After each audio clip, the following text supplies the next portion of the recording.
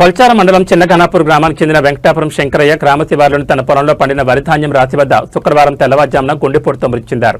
విషయం తెలుసుకున్న నర్సాపూర్ ఎమ్మెల్యే సునీత లక్ష్మారెడ్డి బాధిత కుటుంబాన్ని పరామర్శించి మృతదేహానికి నివాళులర్పించారు.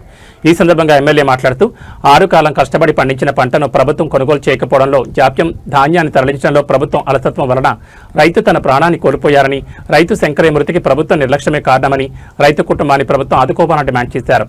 ఈ కార్యక్రమంలో యూత్ అధ్యక్షులు సంతోష్ రావు, డీసీసీ మాజీ చైర్మన్ నరేందర్ రెడ్డి, నాయకులు ముచ్చంగారి సంతోష్ కుమార్, బాగారెడ్డి, రాజాగౌడ్, మల్లేశం తదితరులు పాల్గొన్నారు. గనుపూర్లో ఒక విషాదాన్ని చూడడం జరుగుతోంది. నిజంగా కూడా బాధాకరమైనటువంటి విషయం.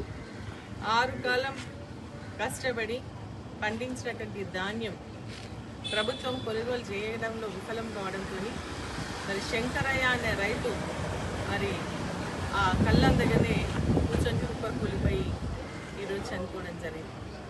ఇది ముమ్మాటికి ప్రభుత్వ హత్యగా మరి మనం చెప్పాల్సినటువంటి అవసరం ఉంటుంది. ఎందుకంటే గత కొన్ని రోజులుగా మరి రైతులందరూ కూడా మా ధాన్యాన్ని కొనండి అని చెప్పేసి అడుగుతూ ఉంటే నిర్లక్ష్య ధోరణితో ప్రభుత్వం వ్యవహరించడం మూలానే ఈరోజు రైతు పండించినటువంటి ధాన్యం మరి పోలేనటువంటి పరిస్థితి మనం చూస్తూ ఉన్నాం.